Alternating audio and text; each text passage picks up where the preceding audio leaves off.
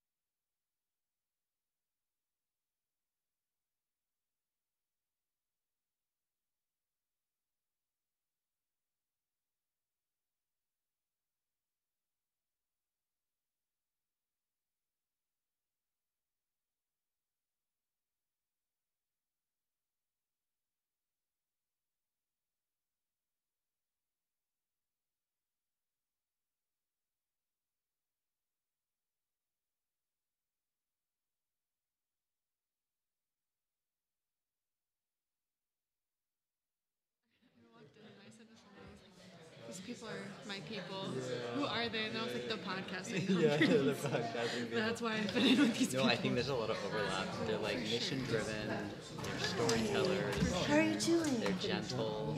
You know. Yeah, sure. I'm running my SRC Are we ready and to my go? You feeling good? Is everyone all set? Are you all ready? Yeah. You all set? Hi, friends. Everyone You feeling good? Are all the mics are good? Definitely overlap for sure. I know, it's funny. I've gotten used to seeing you up there now.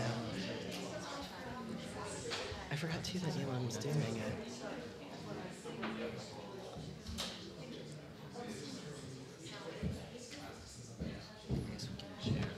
Yeah. Hello, everyone. Good afternoon. Thanks so much for joining us today.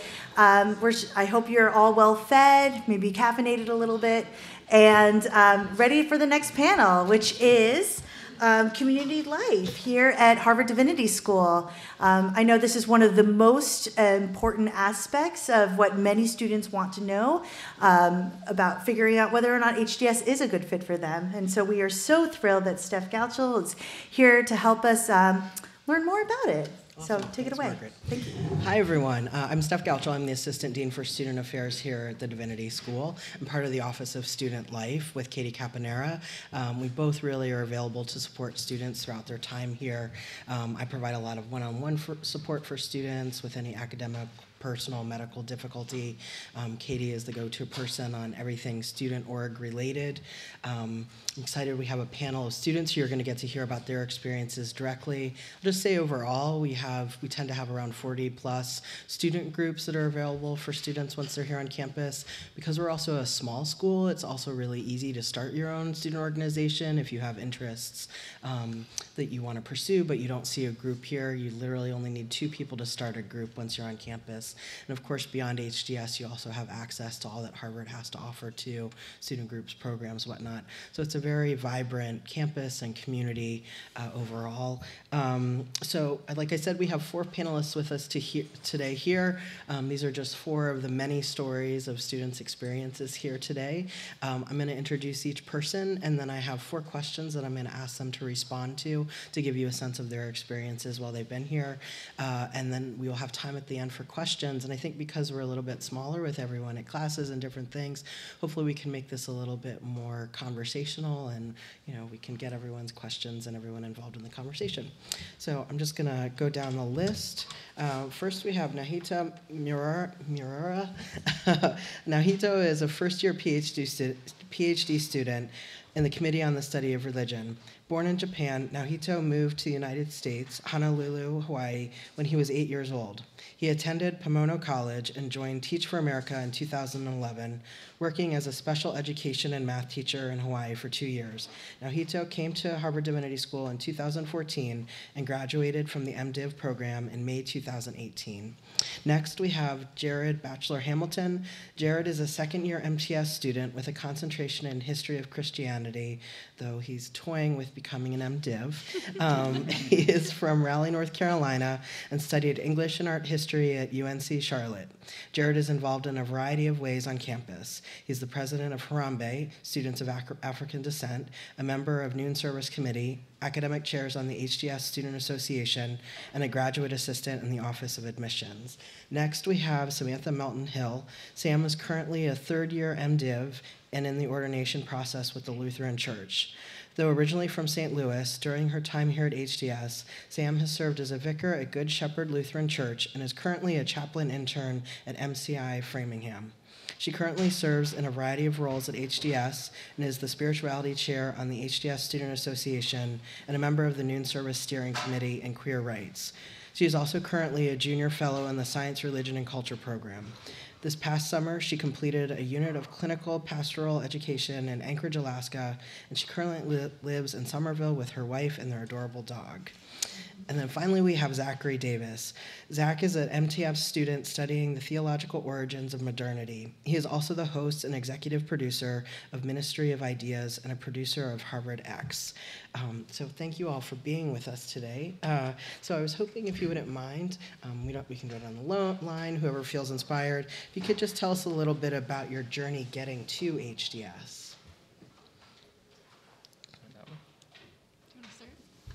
So I grew up Mormon, and Mormons don't go to divinity schools. We don't even really know what they are, except that that's where people go to become atheists. And so when I moved to Cambridge and started working at this organization called Harvard X, my first assignment was to create an online course for Professor Laura Nasrallah, who was here at the Divinity School. And we worked together on a course on the letters of Paul. And when she told me about what she does at the Divinity School, it just sounded amazing. And I started spending time with her and then her graduate students. And then I started working with another professor, Diane Moore, who was even closer to my own interests. And it was just incredible. And I said, wow, I really want to be spending time over here at the Divinity School. And so I decided to apply. My parents still don't talk to me. No, that's not true. They do. But essentially, what I realized is that Divinity School is a place to study religion broadly defined. And there's a lot of ways to study religion. Religion encompasses a lot of things. And one of the most powerful things about the Divinity School here is that our faculty are so diverse. They have so many different specialties and expertises. No matter what you're interested in, you'll probably find an amazing mentor. And so for me, that has looked like a lot of philosophy and a lot of history. I've been able to take classes in the yard, and that's how I ended up here. Thank you. So like Steph said, I'm Lutheran, and so a big part of me finding my way to HGS was thinking differently about if I wanted to go to a traditional Lutheran seminary or divinity school. Ultimately decided divinity school was a better fit for me for a lot of the same reasons Zach had said. I was looking for a place that was thinking about ministry differently, that wasn't just preparing me to do parish ministry, and was wanting me to really find what it was I was good at and what it was I was interested in, and kind of fit that together for ministry. So I'm now naturally preparing for parish ministry, and we'll be doing that next year. But I was really afforded a lot of opportunity here at HGS to sort of explore and figure out that that was really what I wanted to do, and not what the Lutherans just wanted me to do. And so I kind of knew that I wanted to do Lutheran ministry, but wasn't sure also if I wanted to do PhD work. And so HGS was a really good place for me to spend some time figuring that out, and figuring out what kind of ministry I wanted to do. So I grew up in a very religious household, and during undergrad, I vowed that I would never take a religious studies course. But then my senior year, I happened to wander in medieval and Reformation Christianity by an HDS alum. It was taught by Joanne Robinson, and it was like life-changing, and I had that like awe moment of, did I major in the wrong thing in undergrad coming up senior year? And so I decided to take a gap year because I was conflicted between, do I do English or do I do religious studies? And in that year, I happened to find out about HDS, and I was in the 2016 Diversity and Explorations program, and that was just, it was even more transformative, and just more than just information. It was a place that I really saw myself at. And so yeah, that's how I got here. Hello, everyone.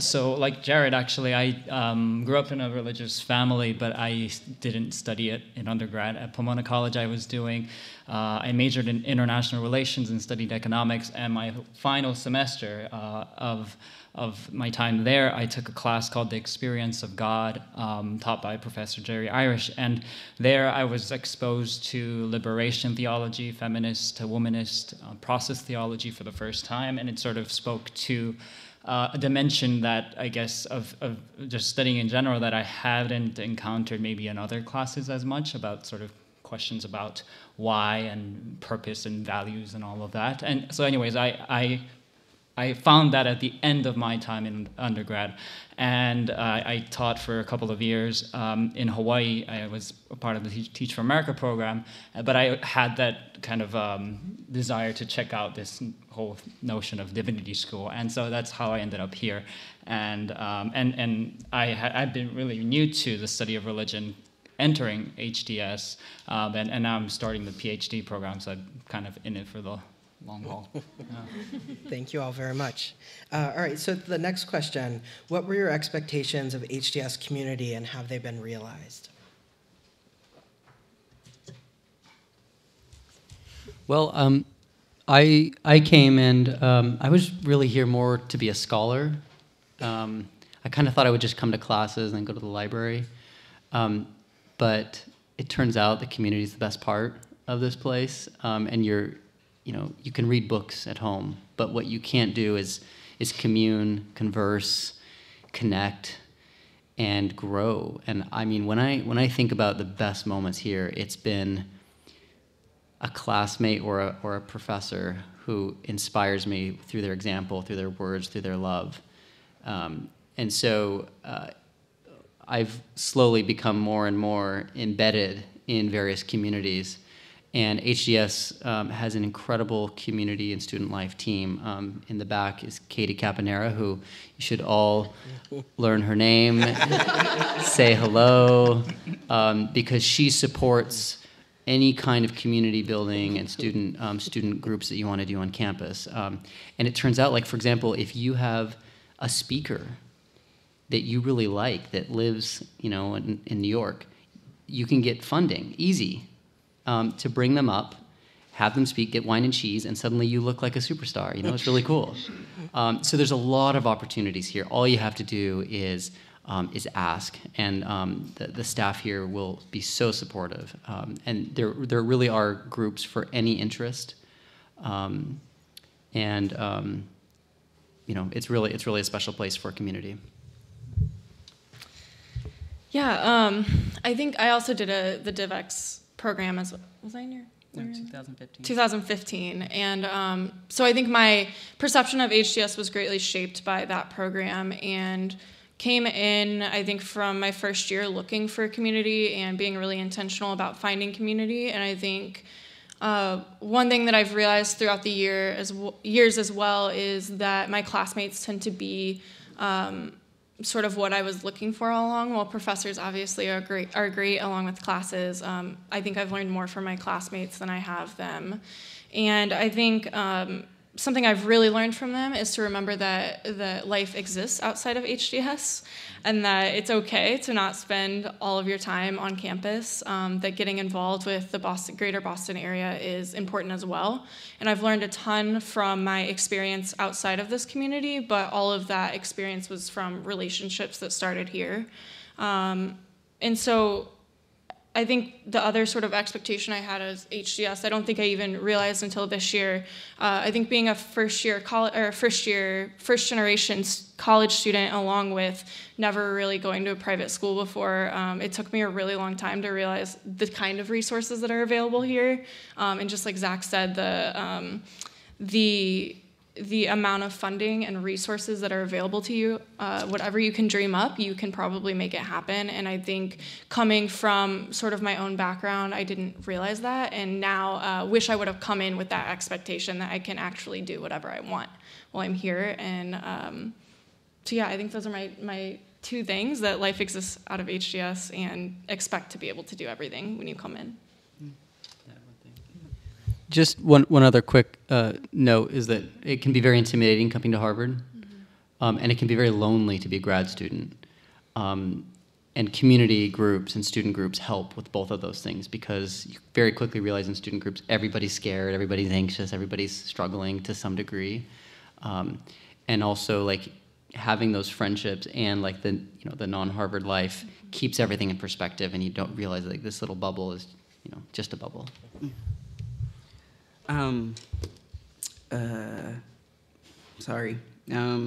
Expectations. So one of the main reasons I chose HDS over other divinity schools, I have been surrounded by Christians my entire life, growing up in the South, and I wanted to find a community of people who believed differently than me, who saw the world differently than me, who practiced, and some of their values were even different. And so when I had came for the Diversity and Explorations program, I didn't just meet Christians that were from my background. I met people of all faiths and traditions, and people who didn't consider themselves religious but spiritual, and some people who didn't consider themselves even spiritual. They were just here for academic reasons, and that was very life-changing for me as well, to realize that there was a world in this small bubble here of a little over 300 students, just so much pluralism. And so that has definitely been fully realized for me in my classes, outside of my classes, when I'm grabbing coffee or brunch with someone. So yeah, that's definitely been realized for me. So I was new to the study of religion, and I chose HDS over other schools for the diversity and sort of the different religious traditions that are represented here. I think just growing up in a non-Christian household, but being introduced to the study of religion through Christian theology mainly, I was curious about, wanted to still continue learning about the sort of the theologies I was exposed to, but also to learn about other traditions, including my own, but also others that I'm not familiar with. And then one of the things I learned quickly here is the idea of not just learning about various religious traditions, but also learning from those traditions, and this idea of the humanities being the discipline transformation of the knower, which is something I learned from Professor Charles Hallisey, so I recommend taking a class from him. Let's see. So I really didn't know what to expect, I think, in a lot of ways, and so I was exposed to different opportunities and kind of learned the field a little bit more about, what's like who's working on theology, who's doing more religious studies, what are the relationship between those two, and what's ethnography, which is what I'm working on right now. So I think one of the words that you hear a lot around here is discernment. And so definitely went through that process and then decided to pursue study of religion further. Thank you. All right, so our next question, how have you contributed to and engaged in community at HDS? So the main way that I've engaged in community building is through this little podcast project that I started called Ministry of Ideas. And it's been great because the most fun thing in life to me is collaborating on some kind of project. And so me and some other students would develop episode ideas. We'd interview professors. We'd write scripts. We'd edit them and publish them. And it was a lot of fun, a whole lot of fun. So we also would do live events. We'd have live conversations, what I mentioned. You can bring people in and kind of have a conversation with them. And then I've also participated in groups like HDS Socialists and others where sometimes you lead, sometimes you follow, sometimes you contribute in a variety of ways. And then I would just say, also, even in non-formal community ways, if you notice somebody obviously eating alone or who's looking stressed, I think there's a spirit of generosity here that represents a lot of the values that we also study. Yeah, I think one of the ways I've been involved with community other than community student groups and things, I think I've become really connected with more particularly the queer Christian community that's here. And there seems to be a strong queer community here, and especially those of us seeking ordination. And so that's been something that's been really helpful for me in being connected with those people through Tuesday morning Eucharist we have, or noon service, or whatever it might be, community tea even. That I think has been most fruitful for me, and just getting to meet people I might not meet in class or might be in different years, and getting to hear them preach or getting to hear them lead in their own ways has been something that's been really helpful for me. And I think something we don't often do here at HGS is share our own scholarship with each other. And so it's been really fun to learn about what other people are writing and getting to read their writing. And I always find it exciting when somebody actually wants to read this paper I wrote for class and try to read friends as well. And so I would encourage you to always ask what your fellow students are also studying. Another way I've sort of academically been involved is obviously through the HGS Lutherans, I should say as well, but academically I've been involved in the Science, Religion, and Culture program and in their working groups. They have a variety of working groups you can join even if you're not a fellow, and I have found that to be really helpful in developing my own academic interests, in that I think not having a class setting takes some of that pressure off and allows you to have maybe a little bit more honest and vulnerable conversations with some of your classmates. And so I've definitely found those working groups to be really, really helpful. So I would say, I'm involved in a lot of student orgs here. So that's definitely one way that I guess I've contributed or engaged in community. But I would say it's the way I find community here is something that's not always related to class.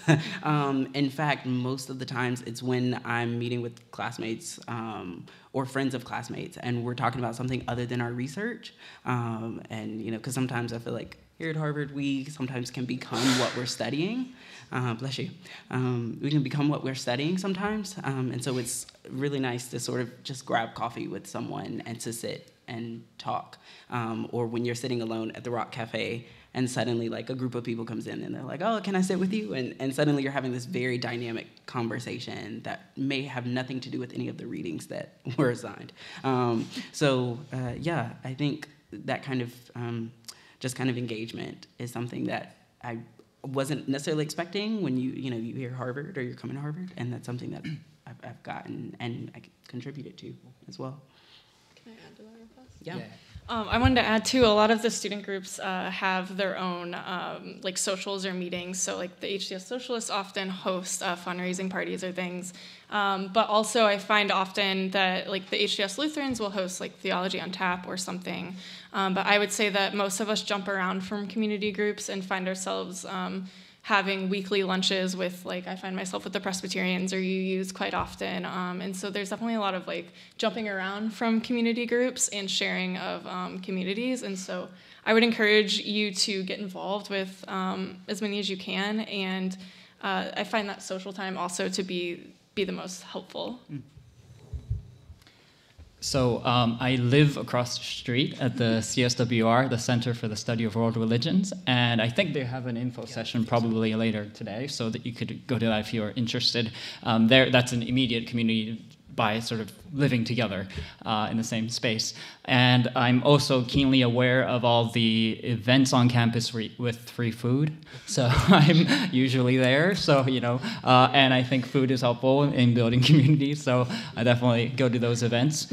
Community tea on Tuesdays at 4 p.m. I'm almost always there. It's like part of my schedule.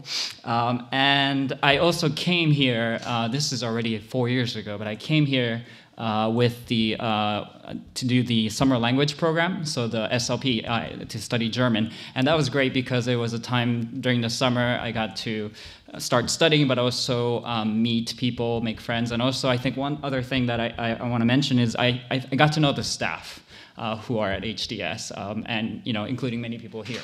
And so I think, and now I know these people for over 4 years now, and I think because there's always the staff members, many of them have often a longer time commitment to HDS just by virtue of the master's programs having 2-3 years, or if you stay up for the PhD, you stay longer. But I think building relationships with staff members have been a really helpful. I find that really valuable, and that's been something that I want to just mention here. Can I add one thing?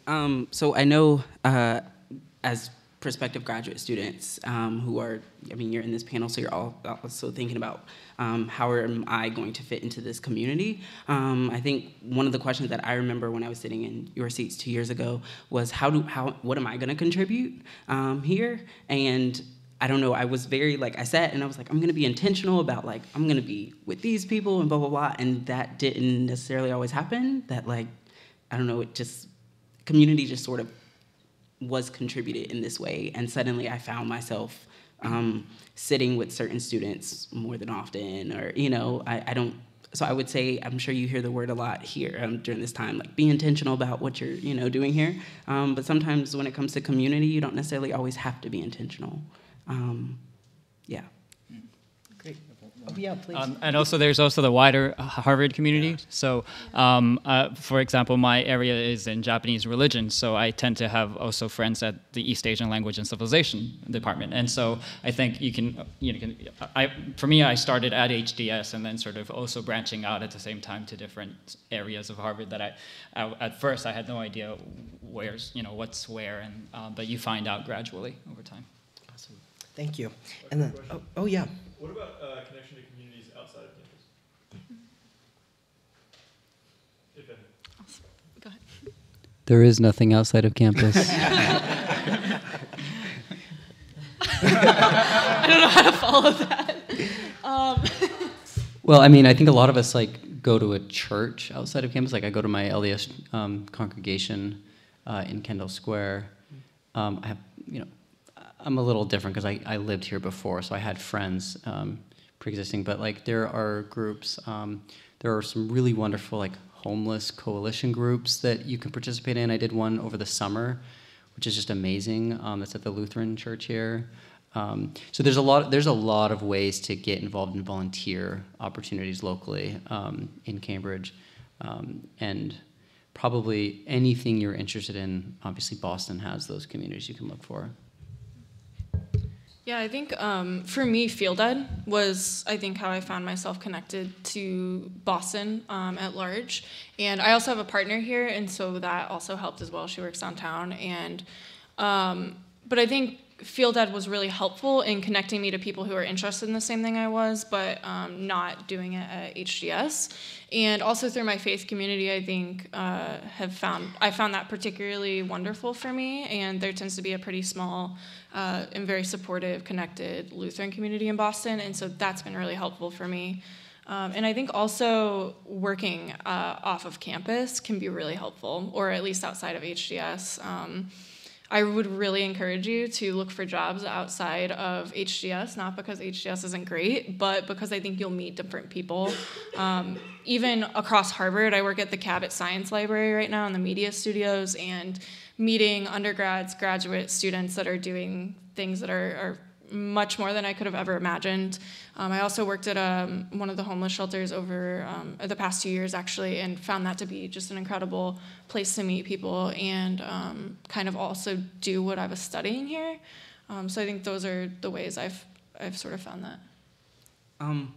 So I know the previous question I said don't be intentional, but this part you're gonna have to be a little intentional about, because when I came here I didn't know. I mean, I knew a good number of people because of DivX, but it's not like I had community, so to speak, and so that meant I had to sort of branch out and go to an event at the Kennedy School, even though I didn't know anyone there, or sometimes I might have to go sit at a bar alone and hope that someone will like, oh, how are you? You know, like I had to be actually intentional about finding a life outside of HDS and outside of just my HDS colleagues. Yeah. And I think the question about side campus probably depends on what groups you have affinity to, whether that be like a religious community or, for me, for example, I had some friends that are from Hawaii or from Japan, or some kind of a shared experience that makes it easy to bond. But I think it's also like how much you go out and look for those communities. I think it's it's easier to stay in the Harvard Cambridge bubble, but it's also easy to make it a point to, I think, get out of it too. So. Awesome, thank you. All right, and our final question is, what have you found challenging and or rewarding about community at HDS? I would say the most challenging thing is learning that your worldview isn't complete. And I came here as, I'd say, a relatively comfortable but naive, privileged white male, in other words. And I remember there was in my first class, I think I said some things that, they weren't cruel, but they were just kind of dumb, a little bit naive, a little bit insensitive. And I had to change, I had to learn.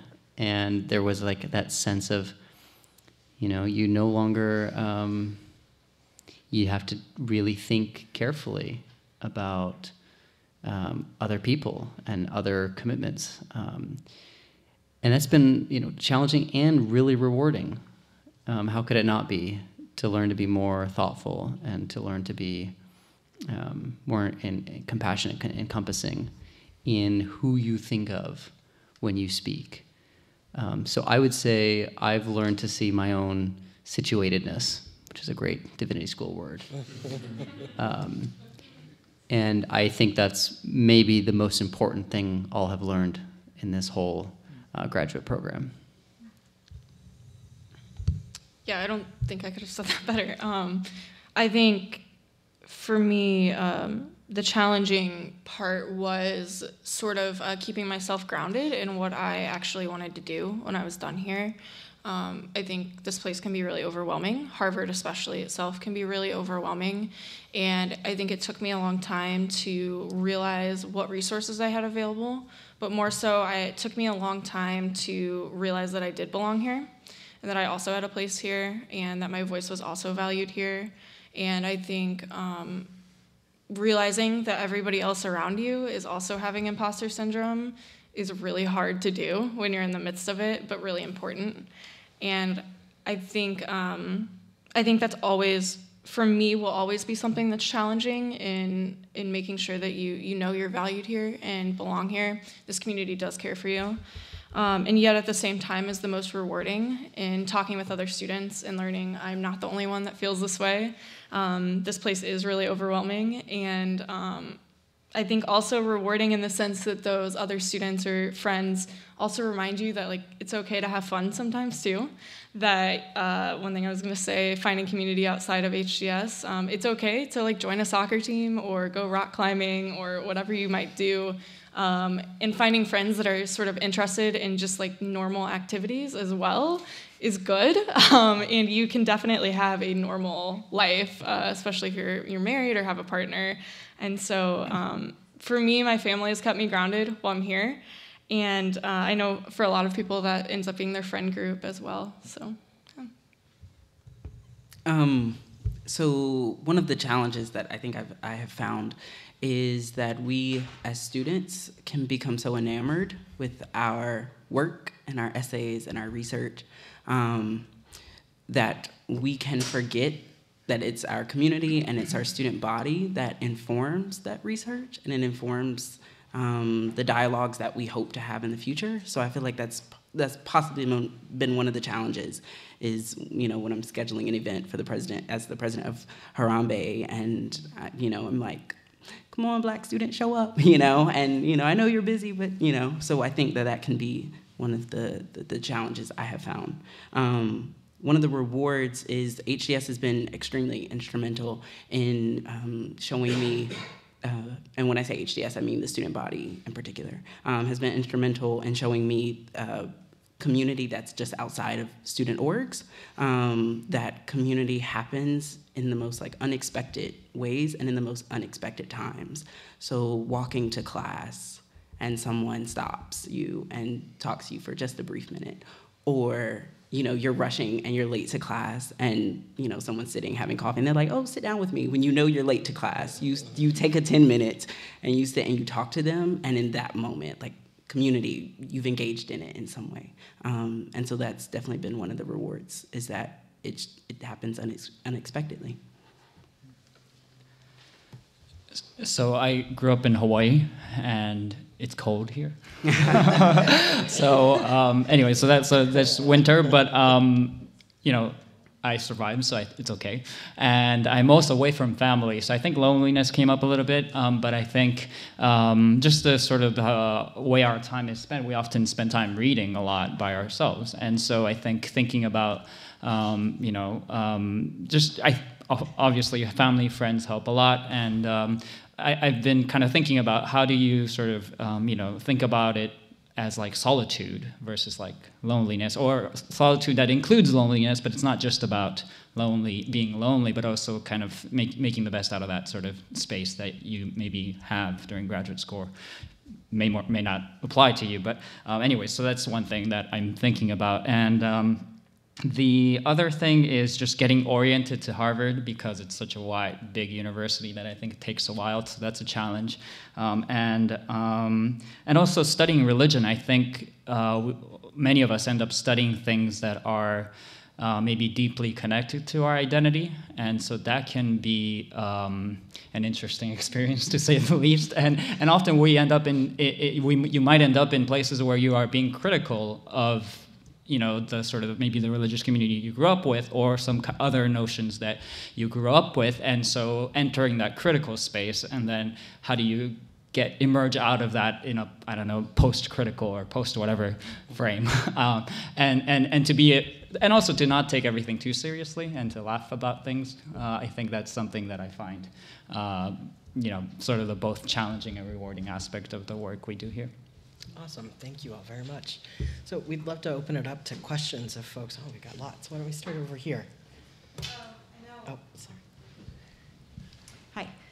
Zach, I know you touched on this, but I'm curious to know how this program or this community has changed you as a person. To all of you, but I know Zach touched on how much you had to, you know, grow when it came to him.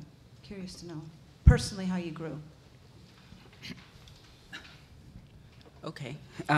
Personally, how I grew. Yikes.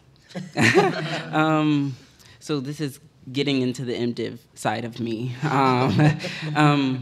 I came here for purely academic reasons. I was like, I'm going to be a scholar. I'm going to do a PhD. That's what it is. And I have refound God in a way, and that was something I was not expecting. And I would say that like I've grown spiritually, which is like I almost didn't want to grow spiritually. I wanted to grow academically, and suddenly I've found a way to find both.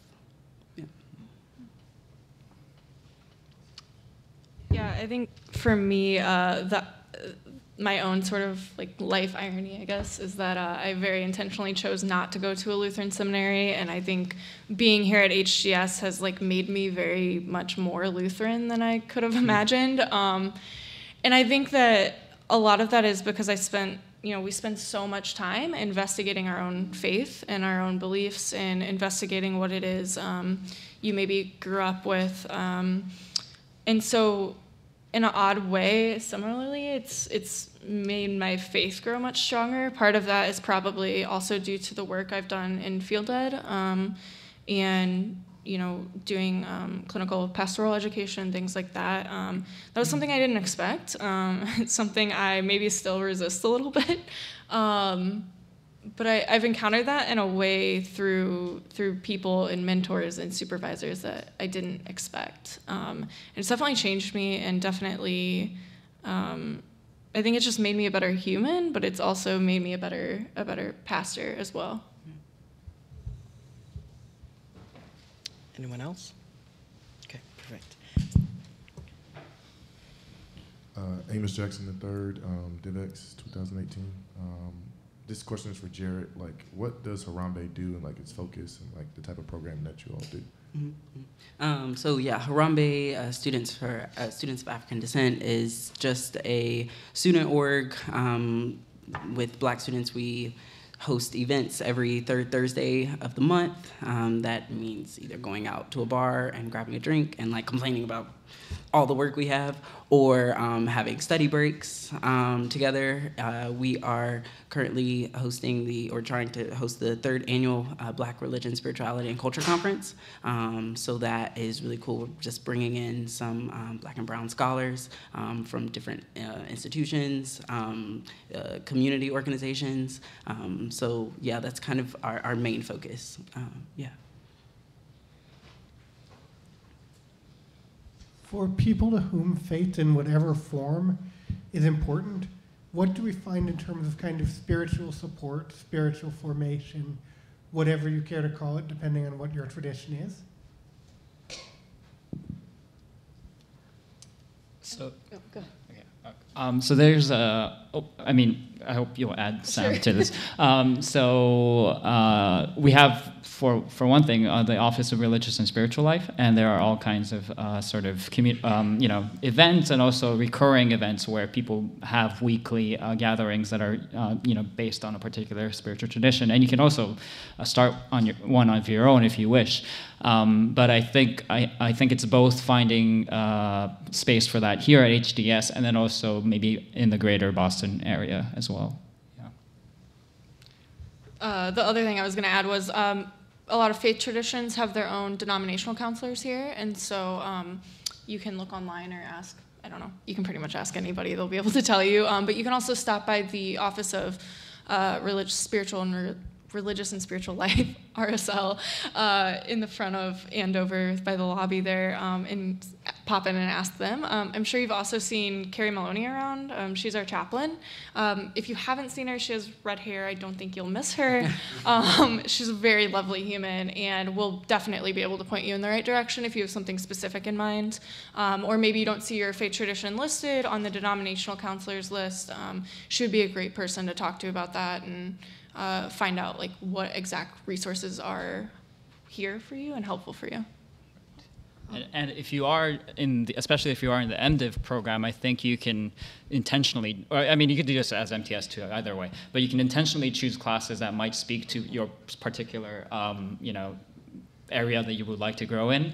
And also for the MDiv senior paper, you could actually do a work that, you could write, or you could do some kind of a project on. So I think there are ways to intentionally cater the program to your special sort of purposes. So I was really shocked when I realized just how queer the school was, and because I thought that it would kind of be like the environment I grew up where it would be like impossible to be queer and things like that. So the real question I have is, what like queer people of color spaces exist, and do they exist in HDS, or would it be in the larger campus?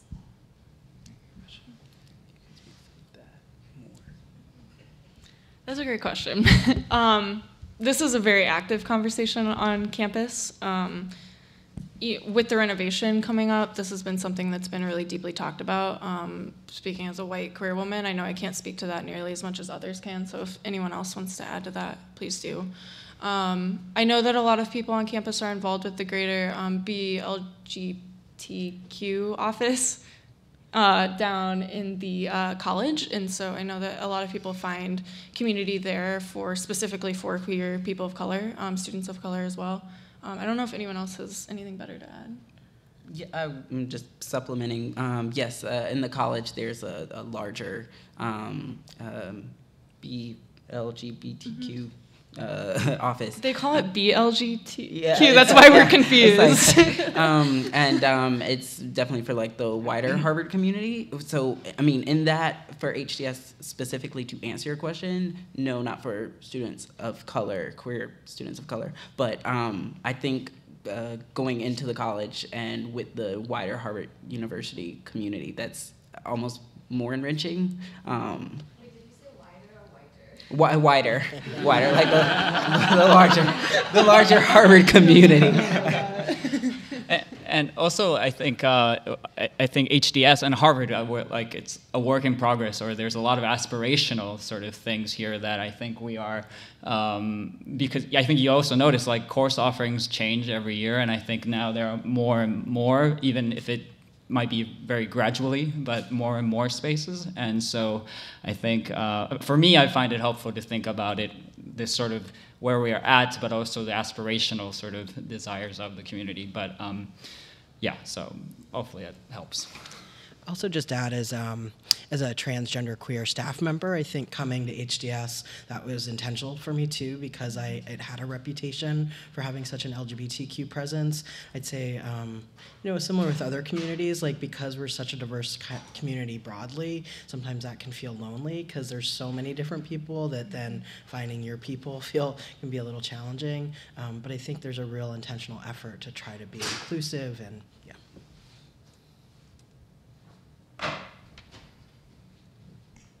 Hi.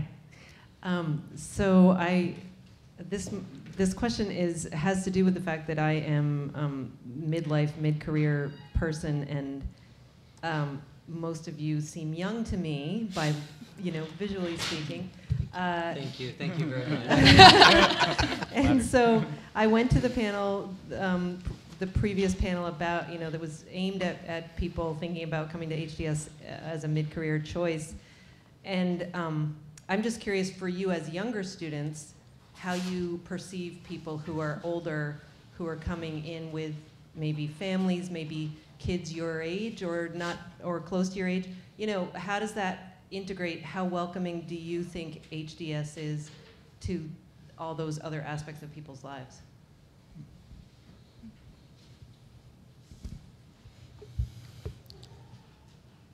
So I have 2 kids, and I'm a part-time student, so I was on campus less than most.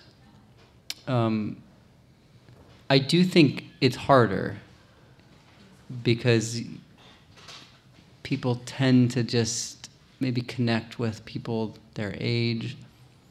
At the same time, there are a lot of older classmates which are so engaged in the conversations. And when I wander around Rock Cafe, there's mixed generation conversations happening all the time.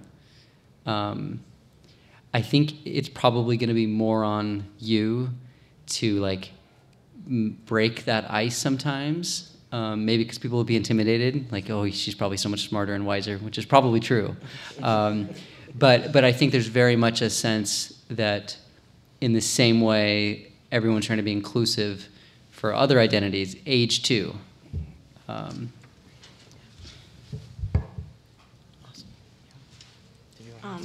I've gained a lot of mothers since I've been here. People that like check on my health, which is nice because they do have kids that are my age or older. And so for me, my relationships with a lot of our older students has been really wonderful. I love having their voice in class. I think it's really important. I think sometimes we can become a bit of an echo chamber, and so I really deeply respect the courage it takes to be a mid-career student. That's incredibly difficult, and especially having children. It's hard being a grad student, but adding those other layers on as well. So I have personally a profound respect for those voices in the classroom, and I wish that there were more of them. Awesome. Well, we have unfortunately run out of time, but I want to thank our panel very much for their contributions today.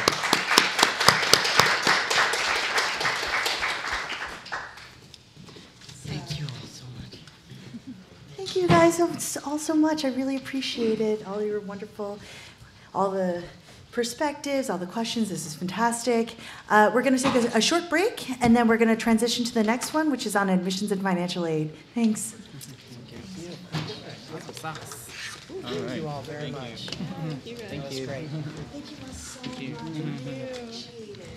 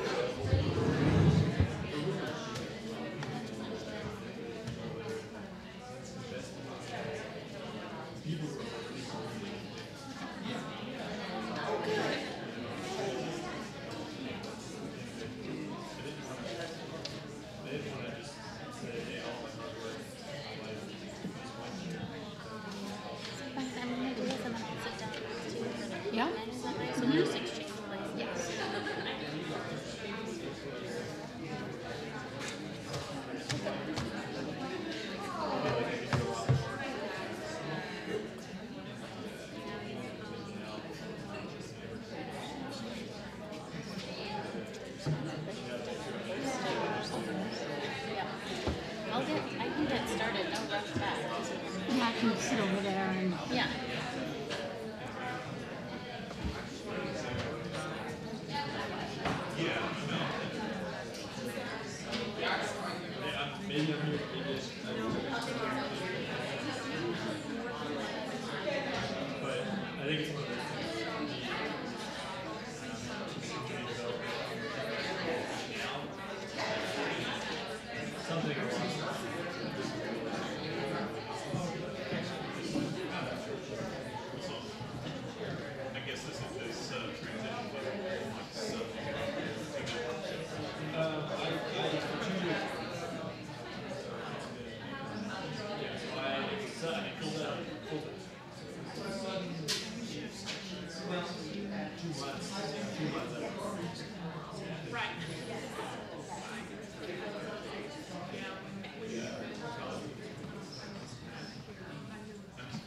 Hi, everyone.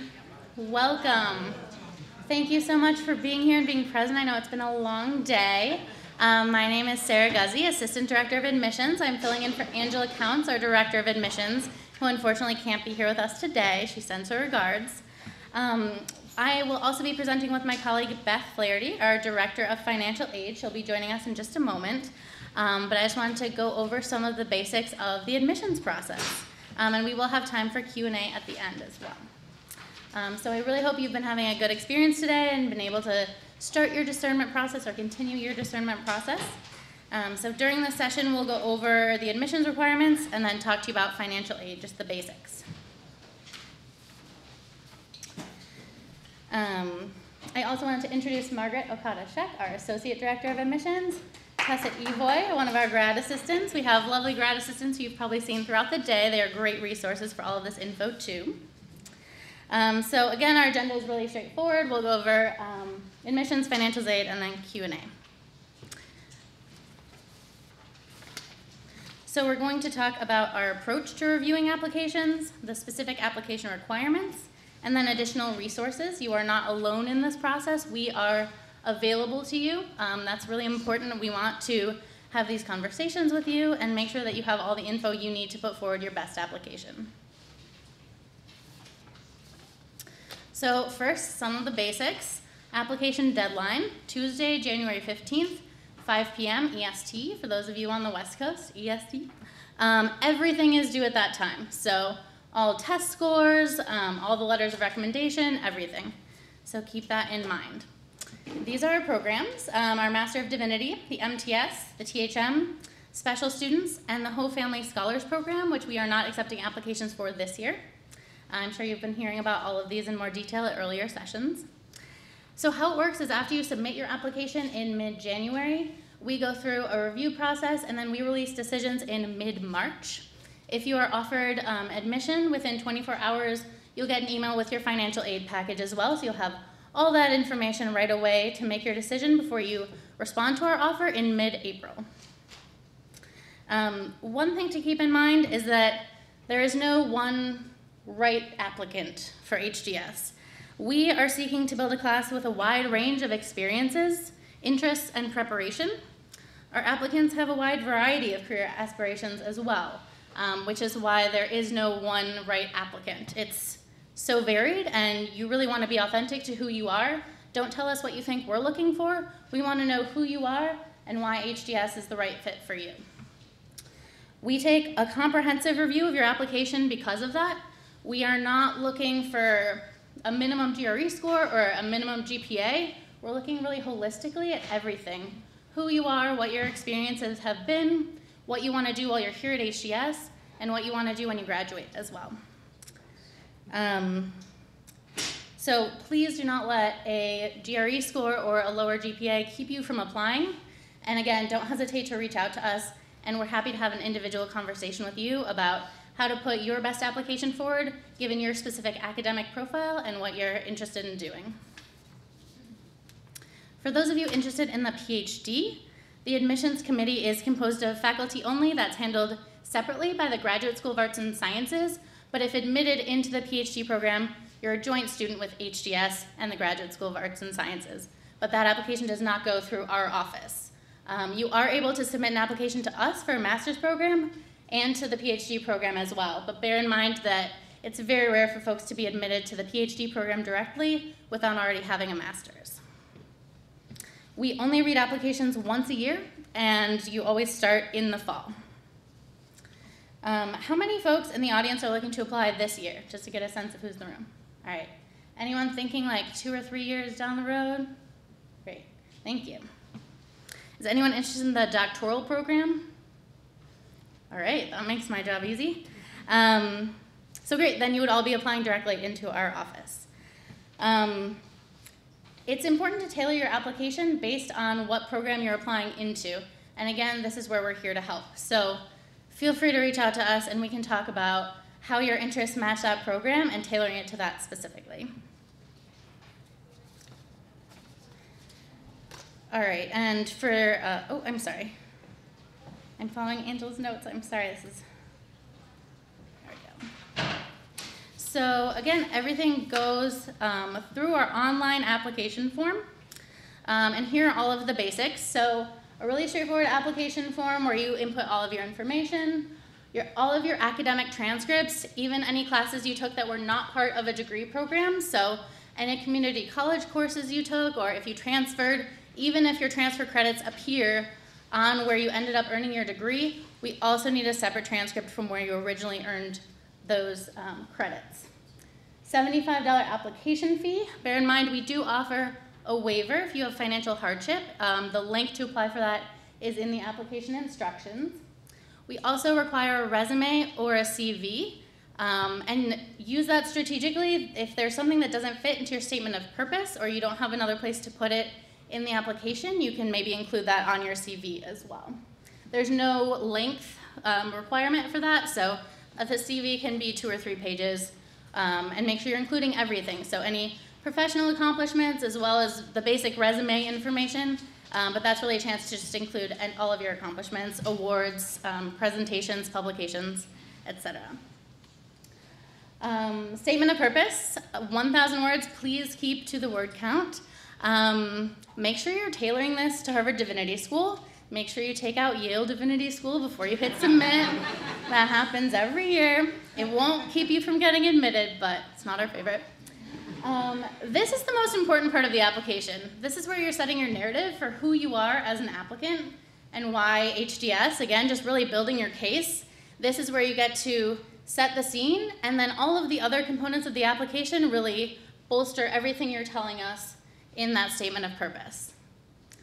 And then for the MDiv and MTS, there's also a supplemental essay. It's 500 words. We do not require a writing sample. So the statement of the statement of purpose and the essay are really your opportunities to show off your excellent writing skills. And the essay in particular is a good place for you to show us that you can think and write clearly and concisely about a pretty straightforward question in the field. And those questions are embedded in the application. So just if you have any questions about that, open the application and take a look at what those are. It's only 500 words, so it's really short. And the statement of purpose should really, you should be weaving in the other components of your application. Don't just enumerate what's on your resume or CV or what's in your transcripts. So really pull together the highlights from all of those different things. There are 3 letters of recommendation. Again, you're going to want to think strategically about who those letters are from, depending on what program you're applying to. If you're applying to the MDiv, make sure that you have someone who can speak to your ministerial interests and however you're thinking about that. It is very important to have academic letters of recommendation. If you've been out of school for a really long time, then again, we can have a conversation about who might be appropriate people who can talk about what transferable skills you might have that would fit the gap that you're missing from not having that academic letter of recommendation. Your official scores, if you need to submit a GRE score or a TOEFL or IELTS, we do need those again by the deadline. You can self-waive the GRE in the application if you already have an advanced degree and that degree has already been conferred by the deadline date. So if you already have some other degree, just check that off in the box, no problem. If you are in process of another degree, you can apply, in another advanced degree, excuse me, you can submit a GRE waiver request and we'll review that in our office. We recommend that you submit that as soon as possible because if that request is denied, then you'll still have time to take the GRE and apply in this application cycle or whenever you end up applying. If you do not have any advanced work, you do need to submit a GRE score. But again, that's just one data point out of many, so don't let that be the one thing that keeps you from applying this year, whatever year, if that's what you want to do. So just make sure that you are planning ahead for that GRE. You need to take it by the end of December for us to get it in time for the application deadline. So here's some, oh yes, go ahead. Just in terms of the writing sample, you said you don't require one, is it optional? So the question was, in terms of the writing sample, we don't require one, but is it optional? No, we will not accept that. We will only accept the components of the application. We're going to do a Q&A at the end, so I'm going to pause you there and we'll come back. Yeah, sorry. I'm going to wrap up soon and turn it over to Beth, and then we'll do a Q&A. I just wanted to talk about some of our resources and how you can learn more and go more into depth. We have open office hours today from 4 to 5, so right after this, come on over to Divinity Hall. If you have more questions after this experience, shoot us an email and we can set up a time to chat on the phone and again talk about your specific application and talk through all of the different resources and how you can put your best foot forward. And you can contact the admissions staff, email us at admissions, and then you can also talk to a current student, and I think this is a really valuable resource. So if you email ask_students at hds.harvard.edu, you can tell them a little bit about what your questions are, what your interests are, and they can help connect you to a current student who has similar interests. So if you have a specific area of interest, that's a really good way to learn more about what the resources here at HDS are for that particular interest, and then that's really useful to bring into your application as well. So just be strategic in thinking about how to get the information that will help you put forward your best application. All right, so I'm going to turn it over to Beth, and then we'll take all of the questions at the end. Thank you.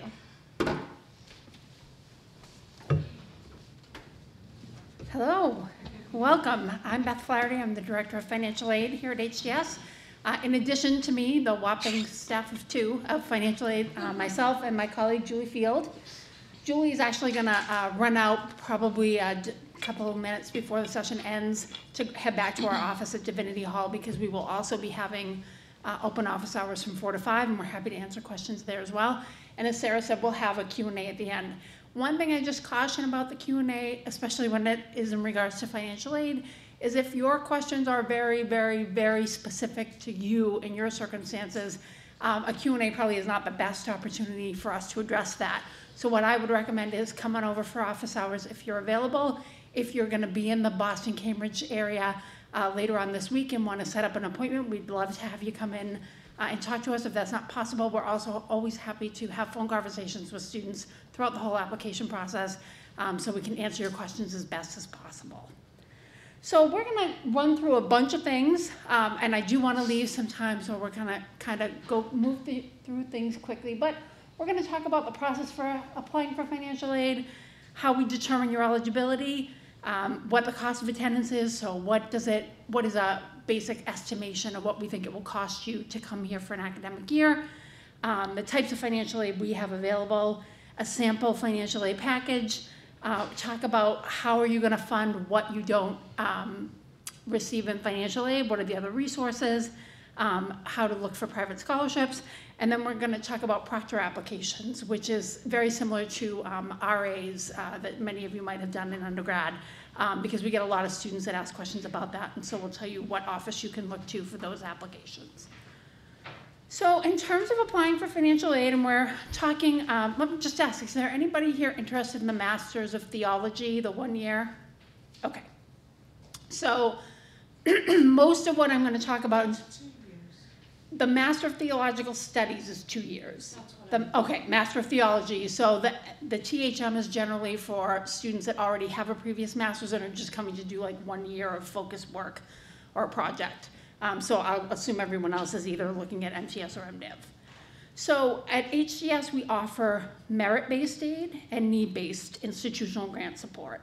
And students receive either the merit component or they receive the need-based. They don't receive one, they don't receive both. The merit is a very small portion of the aid that we have to give out. We're gonna offer incoming class probably only about 10% of the incoming class will be offered merit aid. Now, what I can say about merit aid is every student that applies and completes an application to HDS is considered for merit aid. But because that's the small pool of the funding that we have to give out, we have many people that would easily qualify for it and only a few slots to fill. So what we say is hope for the merit and plan for the need-based aid, because you want to make sure that you're putting yourself in the best position to make sure that you're going to get some sort of aid, hopefully, if you meet the qualifications. The merit decisions are made by the admissions committee. I think this is an important thing to note, is that no one on the admissions committee knows who's applying for financial aid. It's a need-blind process. Your financial aid application is completely separate. The two of them don't meet. The only time they meet is when we know that you've been accepted, so that we can award students. But no one on the admissions side. Students often get nervous about that and think, I won't get accepted if they think I have a lot of need, or will they only accept me because they think I can pay for myself? No one on the admissions side knows what's happening there. So you can feel confident that if you're being admitted, you're being admitted on your own merits. There is no application for applying for merit aid. The admissions committee is making those determinations, and those are final. So if you were to get a merit, you would get notification in your admissions letter. After the admissions letter, there'd be another letter following saying, congratulations, you've been offered a merit.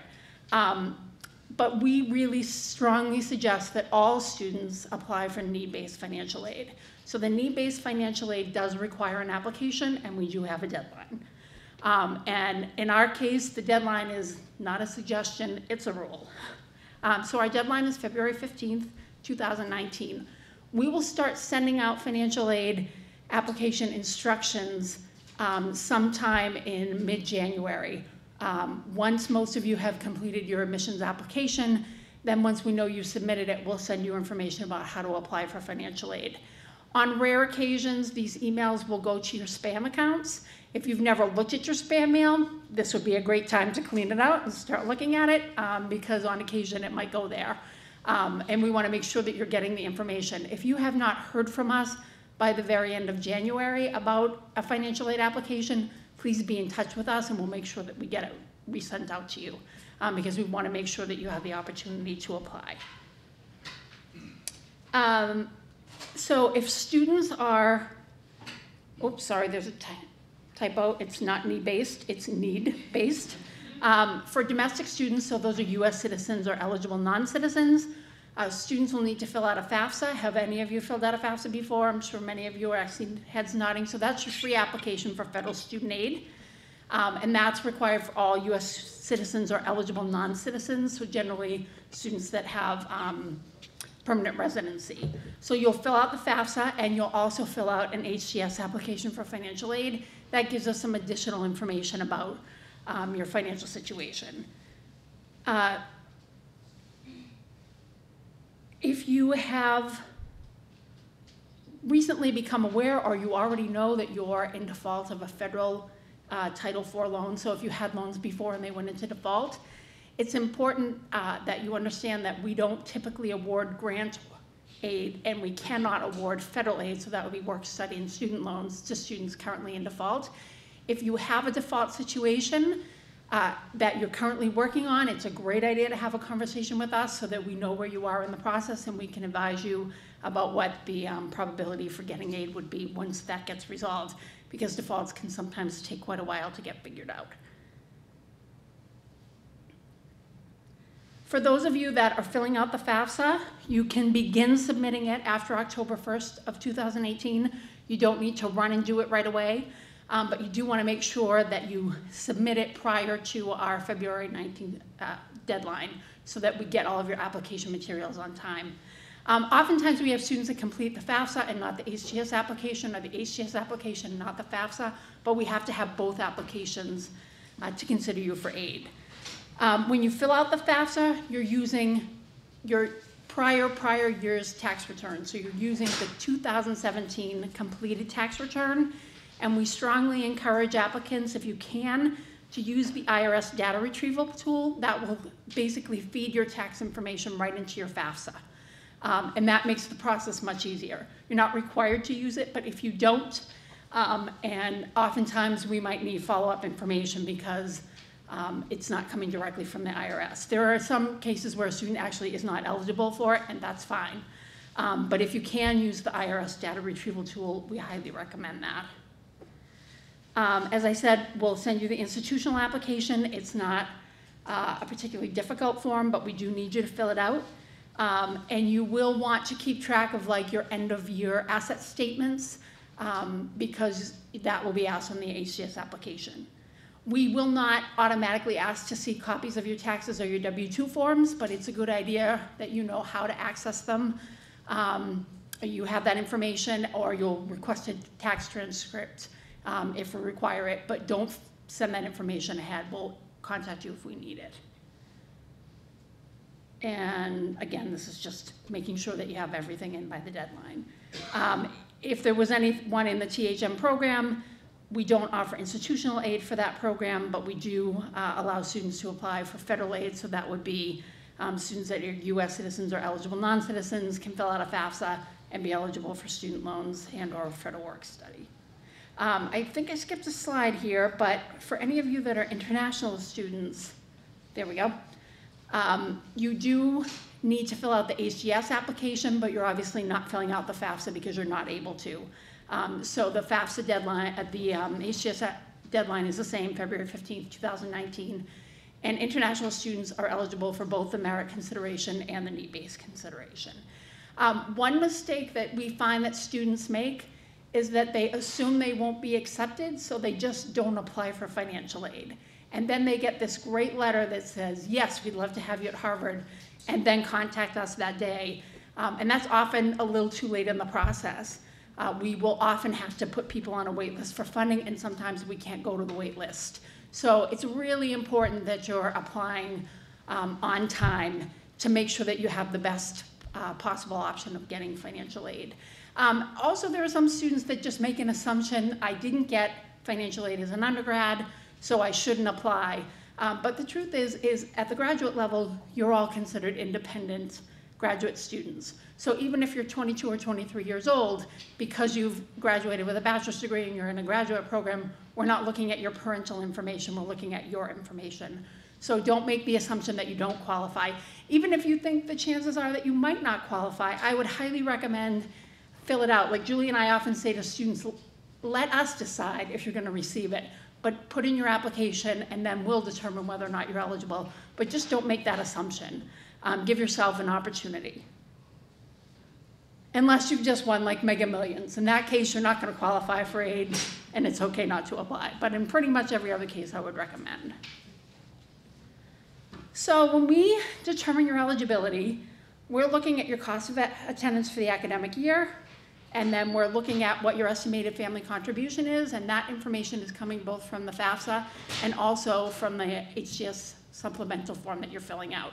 So just because your EFC and your FAFSA might show one number doesn't necessarily mean that that's the number that we're going with. We're also looking at supplemental information that's not necessarily included on the FAFSA. And then when we subtract your EFC from your cost of attendance, that tells us what your need is. The next question that we often get is, what kind of grant aid are you offering to students? And in the need-based financial aid program, which is where the bulk of our money is coming from, and really philosophically, we want to give as much of our funding based on financial need as possible, because we want to make sure that we're funding students that really couldn't be here without this type of financial support. We do have a merit program. Many of our peer institutions are actually strictly merit, so we do have a small pool of that, but really the bulk of our money is going to come through the need-based program. Beginning with the 1920 academic year, we'll have 3 tiers of need-based grant. The bottom tier would be 3/4 tuition, so that's 75% of tuition. There'll be a full tuition grant, and then a much smaller pool, but there is a pool of full tuition with an $8,000 stipend for the academic year for the highest need students. So these are our particularly needy students. And that's a challenge to figure out, because on paper, a lot of students look needy. So there's a lot of components that we're looking at to determine what the levels are. But in most cases, most students will come in with about 75% tuition grant. Not everybody, but a good portion. But of course, if you don't apply, you won't get anything. So unless you get merit, so really make sure that you're applying. For those that are that receive the merit-based, they would get a full tuition grant and a modest stipend to help with living expenses, and those range from $8,000 to $10,000, depending upon the type of merit award that the student is given. Historically, about 90% of our students are receiving need-based aid. Because this tier is a little bit different for us this year, we used to have a 50% grant, and we're not going to have that anymore. We think it won't be at 90%, it could be more in the 80-85% range. But as you can see, a large number of our students are receiving some sort of institutional grant support. So, what does it cost to attend HDS? This is the magic question. The tuition here is probably the lowest amongst all of the Harvard graduate schools. But it's still, it's not insignificant. So our tuition, these are this year's rates because we have not confirmed them for the 2019-20 academic year. But we'll have that information out to you certainly by the time you're admitted, so you know exactly what the costs are. But for this year, the tuition is $28,944. The Blue Cross Blue Shield is $3,364. The University Health Services fee is $1,178. I know oftentimes students say, why are there two? One is the Blue Cross Blue Shield, that's the individual plan. That plan can be waived if you have your own plan or you're covered under another plan, and we just deduct that from your cost of attendance. The University Health Services fee is if you get sick on campus and need to see a doctor. That fee is not waivable. And that fee also covers mental health care as well. We also have a student activities fee of $70. And then we have our best estimates for food, housing, books, and miscellaneous expenses. So food is about $46.13. Housing is about $11,945. So that is the high 1300s or so in terms of what we estimate for a month. Books are $1,240, although many students can get books for less and some spend much more. And then miscellaneous is kind of everything else that's not covered. So the total cost of attendance for this year is $56,336. Now there's a couple of things I want to call your attention to. One is this is a 9-month budget. And you live for 12 months. So you do have to figure out what's going to happen in the summer, because HGS is a school that only enrolls fall and spring. We don't have an official period of enrollment in the summer. We do have a summer language program, but those courses count towards your fall full-time enrollment, and so we can't offer things like student loans or grant for students that are here in the summer, so you do have to figure out how to cover that yourselves. These are estimates, so this is a basic approximation of what we think it costs to live in the area. Some of our students can do this for much lower, and some will choose to do it for much higher. I think the living expense budget is always the part that gets students, because in some parts of the country, you can rent a whole house for $600, and here you can't get a closet. So it's about being realistic, and I think this is actually a great opportunity for you to start looking at what are rents in the area, not just here, but any school that you're interested in attending, so that you get a sense of what will it cost for me to attend. And keeping in mind, our estimates are based on just the student, and assuming that a student is going to live not necessarily right in Cambridge proper, but in the surrounding area and living with a roommate. In some cases, a student, for whatever reason, won't, or you may be coming with a family and that's not possible to have other roommates. And so on a case-by-case basis, we can sometimes increase the rent, but we do have a cap on it. We haven't determined what the cap will be for the 1920 school year. But we're happy to have those conversations with students as they come up. We have some students that are really great at budgeting and managing their money, and we have some students that have never done this before. So I think it's important to really start. If you've never done a budget, this is a great time to do it. If you've done a budget, but you kind of look at it once every 4 or 5 months and you don't actually keep to it, this would be a great time to start experimenting. Because I think many of us find we spend money in ways that we never actually thought we did.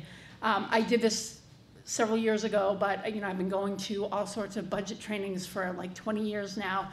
And so one month I tracked every penny I spent, and found out that I spent $105 at Starbucks in a month, which is not, if you ask me how much, I would say 20 bucks. But when I did that, it really brought my attention to, oh, I actually spend money in a lot of ways that I probably don't mean to. And it doesn't mean that I don't go to Starbucks anymore, because I do, and Dunkin' Donuts, because if you're in Massachusetts, you've got to go to Dunkin' Donuts. But it's in my budget now. So I have a certain amount for that every month. But I think it's just good to like figure out what do you think the cost would be, and what is your financial plan? Because I think that's where a lot of students get into trouble. We often find students that rent an apartment not thinking about whether or not they actually have the means to pay for the apartment until after they've signed the lease, and then find they don't actually have enough money to cover that, and that puts them in a difficult position. So I think pre-planning, and also having conversations with us and asking fellow students, like, where did you find a great housing deal, and what town did you look to? That will help you as you go along. The types of aid that we have available are Harvard University grant aid. So a grant is gift money. It does not have to be repaid. We participate in the direct federal and subsidized Stafford loan. There are unfortunately no subsidized student loans for graduate students anymore, but we do have the Stafford loan program. You can borrow, those are guaranteed student loans, so the only way you can be denied for the loans are if you're in default of a previous Stafford loan. The other issue would be if you have hit your aggregate borrowing eligibility. So the most you can borrow through the unsubsidized Stafford loan, or actually all Stafford loan, is $138,500. So that seems like a lot, but if you already have an undergraduate degree and maybe one other master's, you could be not necessarily at the cap, but your borrowing amounts could be a little bit higher. So it's important to keep an eye on that. And if you've never looked at how much you owe for student loan, because sometimes people don't want to know, but I think it's a great idea to go to NSLDS, which is the National Student Loan Data System, and you can use your FAFSA PIN number, your federal PIN number, and that will allow you to create an account so you can see exactly all of your federal loans. It's just a good idea to sort of know where you're coming from. And I also think that helps you make a good decision about how do you feel about the debt you have, how do you feel about contemplating more debt, and if you've never had a conversation about how you feel about debt, this would be another great time to do that. There are some students that don't worry about it, and there are some students that have extreme anxiety over borrowing like $5,000 for the whole 3-year MDiv program. Like I had a student who had more anxiety over that $5,000 than doctoral students who had much more significant debt.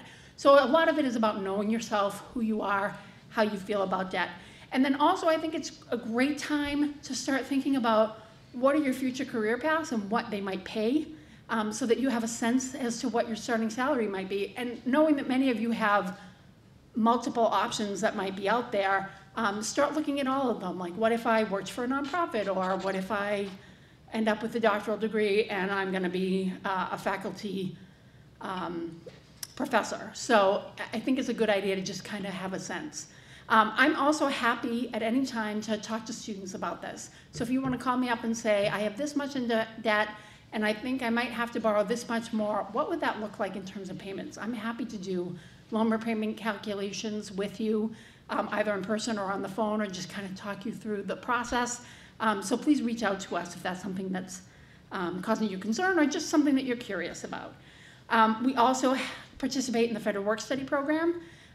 This is particularly helpful to, I would say probably more than 50% of our students are working under work study. You can work up to 20 hours a week. This is for students that have eligibility. This is a need-based program, so you'd have to have financial need, but the large majority of our students do. And you can earn up to $5,000 for the academic year. For those of you who are interested in the MDiv program and will be doing field ed, the large majority of the field ed placements are paid through work study, so that's an opportunity to get paid for what's a degree requirement. You can work up to 20 hours a week under work study. That's, I would say, $5,000 isn't really going to get you 20 hours a week, more in the 10 to 12 hour range, but there are some offices that will pay you up until you hit your work-study allocation, and then they can switch you to their regular payroll, so you could potentially earn more than the $5,000. But that's a conversation to have with any potential employers. And then we also participate in the Direct Graduate Plus Loan Program. So that would be student loans that would allow you to borrow above what you're receiving for grant, work study, and Stafford loans. And so it would be the combination of all of those minus your cost of attendance, and you could borrow up to that. Graduate Plus loans are more expensive. They're a higher interest rate and a much higher loan origination fee. So it's something to keep in mind. And when we do Grad Plus loans, we always like to talk to students before we go through the process. There is a credit check required for Direct Plus loans. Unlike the Stafford loan, which is guaranteed, so not every student will qualify for Grad Plus, but many will because it's a fairly lenient credit check. It's really looking mostly at 90 days adverse payments, bankruptcies, liens, and charge-offs. It doesn't really look at debt-to-income ratios. Now, just because you get approved for a Grad Plus doesn't necessarily mean that that's the best loan to take out. So again, we have conversations. And students are also always welcome to borrow private loans. If you feel like you have exceptional credit and you could get a better interest rate that's lower than what the federal loan program is, you certainly are able to go through that process as well. So this is just a sample idea of what a financial aid package might look like. But essentially, this is for a student that we're going to give a 75% need-based tuition scholarship to. So for this year, it would be $21,708. And then you see that we list an unsubsidized Stafford loan of $8,500. Now, what we do is we only package you with what we call the base grant, which is the great base loan, which is $8,500. You can borrow up to $20,500 depending upon what your other scholarship looks like and any outside resources, any private scholarships you might be getting. But we don't pre-package all of your loan eligibility because we really want students to think long and hard about what makes sense for them. Our fear is if we just package you with a bunch of loan money, you'll assume that that's what you need to borrow instead of doing your budget and figuring out what you need. You certainly have additional borrowing eligibility available to you, but it won't be on your original award letter. And also work study is not on your original award letter because we have students request their work study eligibility. We have a certain allocation from the university as a whole, and we want to make sure we're giving it to students that really intend to work. But it's been like probably 12 years since I've had to turn a person away that wanted to do work study and had eligibility. So typically the funding is there if students want to do it, if they have the need-based eligibility. So this would be your initial award would be $30,208. So then it's a good time to think about where are the other costs going to come from. So if our cost of attendance is $56,336, the total award is $30,208. The total left to fund on paper is $26,128. Now keep in mind, that might actually not be what you have to fund because you might have found an incredible housing deal. And so you might be able to live for much less than what our budget is saying. So that's why it's important to really think about what your housing options are going to be. And obviously, you're not going to have that figured out at this point, but it's a good idea to start shopping around. So how will you fund the difference? Will you get a work-study job? Do you have your own savings to contribute? Will you borrow additional loans? Have you applied for private scholarships? Or are you interested in being a first-year proctor? So finding private scholarships, this is the leading question that I get is, I don't want to borrow loans, and I'll take whatever grant money is offered, and I'm interested in work study, but I don't want to borrow loans, and I would like you to find the private scholarships for me. And as a two-person office, that is not possible. As much as we'd like to help you, we don't have the ability to do that. And quite honestly, you're going to be the beneficiary of these private scholarships, so it's worth your time and your inclination to start looking for them. We do have a web page on our website for outside scholarships. It's a very small smattering of what's available out there. It's what we know of.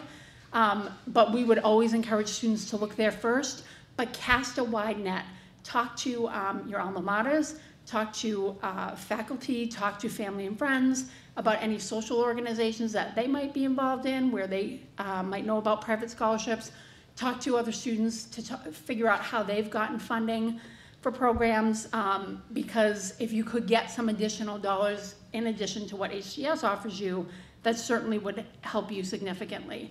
Also, if you're in the MDiv program, you can look at ftleaders.org. That's the Fund for Theological Education. So they have some of their own fellowship programs, but they also have something called the Fund Finder, where you can pop in basic demographic information about yourself, and it will give you a listing of some scholarships that might be available.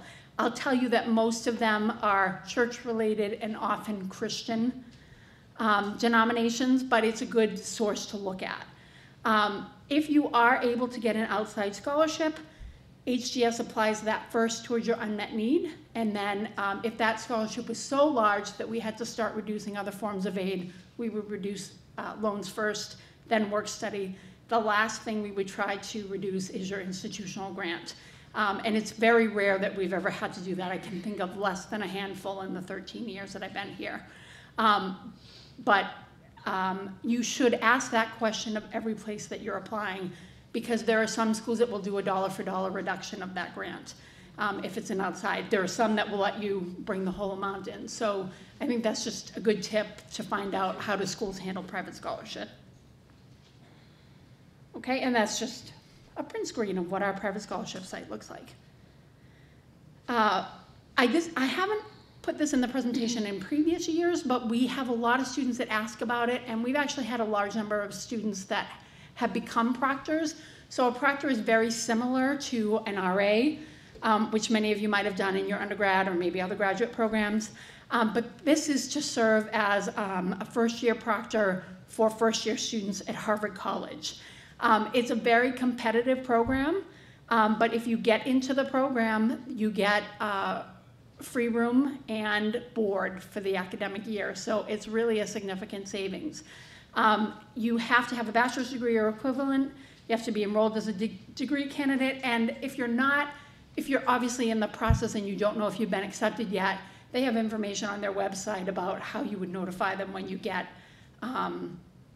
accepted, but you could still be considered in the pool as an applicant. The preference is for students who can give them 2 or more years of service, but that's not a requirement. And you should have excellence of competence, evidence of competence. You should be excellent too, just in general.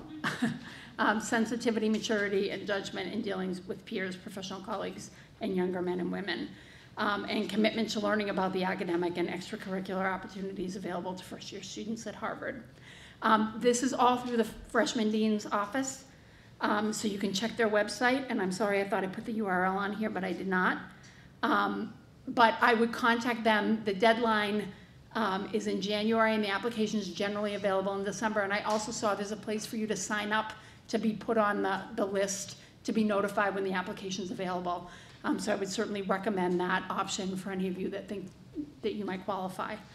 Again, we're going to have office hours over in Divinity Hall, 2nd floor. We are actually in the admissions and financial aid suite. So if you need to see both of us, you can tag team. It's very convenient. If you have questions during the application process, please do not hesitate to reach out. The biggest mistake students make is they make assumptions and they decide what something is going to be without actually asking us. And I think oftentimes students are afraid to ask a question because they think it's going to be stupid. And the truth is that there are very rarely do we get stupid questions. And if this question truly is stupid, we're not going to tell you. So you should feel free to ask us whatever you want. And then we'll give you the best answer we can. But just don't assume that certain things are going to happen or won't happen, because you could find yourself in a situation where you've been accepted and now you find out you're not in the best position to attend financially. If it's easier to email us, you can email us at financial_aid@hgs.harvard.edu. And again, Julie and I are happy to answer emails, talk to people in person and on the phone. And so we'll have a little bit of time for questions. Can we start with the one back there, Jamal? Okay, wonderful. Hi. Once someone's accepted, can they defer the program if anything comes up in the family? Sure. So we don't have an official deferment program or anything like that. We review them on a case-by-case basis. We don't approve very many every year, so we really encourage you to apply the year that you do intend to enroll that following fall. But if something comes up, if there's a medical issue or an unexpected change in your circumstances or something else, do contact us, and we are happy to review those on a case-by-case basis. So I know that we should definitely apply for need-based, but what usually do they look for even while considering for merit scholarships, one? And number two, I'm just curious, what does eligible non-citizens usually consist of? Sure. So that's the magic question. That's the question I get asked more than anything else is, how do I get a merit financial aid award? And the truth is, I can't tell you because it really varies from year to year. I will tell you that the admissions committee takes a really holistic approach to looking at your applications. So people that get merit awards, typically, they're not always the people with the 4.0 and the stellar GRE scores, although sometimes they are, but they're often the students that have really strong academics, really good letters of recommendation, who can talk about who they are as a student and a person, and students who know how to speak about themselves, articulate why HGS makes sense for them and what they can bring to the community and what the community can give to them. But there is no cookie cutter approach. So that's why we always say hope for merit, but plan for need-based. And then that way you sort of have a guideline as to what you think the minimum grant would be, and then if it's better than that, then that's fantastic. And then an eligible non-citizen is usually a US permanent resident, so someone that has what used to be referred to as a green card, but has permanent residency. Another question. When is the application window, and when do we know? When are we told whether we got in or not? Sure. So the application for financial aid will open sometime in mid-January. We will email students. If you don't hear from us by the end of January, you should email us just to make sure that we sent it out to you, because all applications are generally out by then at the latest.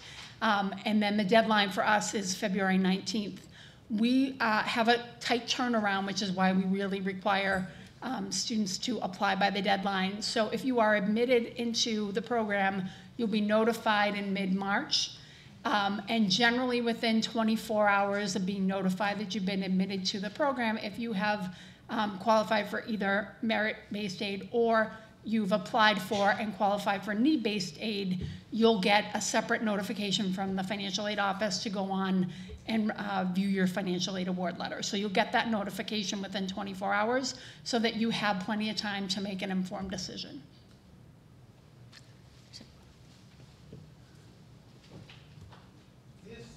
This may be a stupidly simple question, but when does school start in the fall?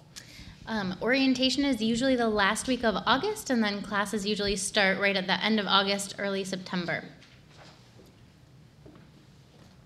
There's books back there. Any,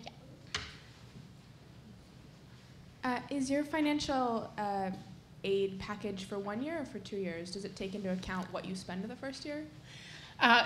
Thank you for asking that, because I should have put that in the presentation. We essentially, what you get for institutional grant aid is what you should expect to receive for the length of your program.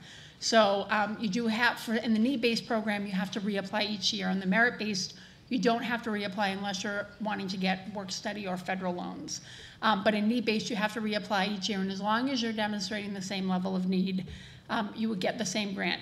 The difficult part is that if your financial situation goes down, we don't have the means to increase your grants because we're making commitments to students because we're not a bait and switch school. So we don't want to say, yeah, you can have this great package year one, and then all of a sudden the funding is significantly less in the second year. We feel like that's not fair, and you need to be able to have a basic idea of what you should expect. One area I would say where we can do a little consideration is, let's say you applied by deadline and we determined you not to be eligible for need-based aid, but there was something that either you put accidentally on the application that you shouldn't have. One example that comes to mind is we don't ask for students to tell us their retirement. If you have something in a retirement account like a 401k or a 403b or an IRA, on the institutional application we specifically ask you not to include that. but we had a student several years ago that listed that as investments, and then had a conversation with us, and in the conversation, it came up that that was actually retirement funds, and she was able to provide us with documentation that that was actually in a 401k, and in that case, we were able to exclude that and reconsider for institutional aid. So the good side is that you should be able to expect this for the length of the program as long as you stay in the program that you applied to.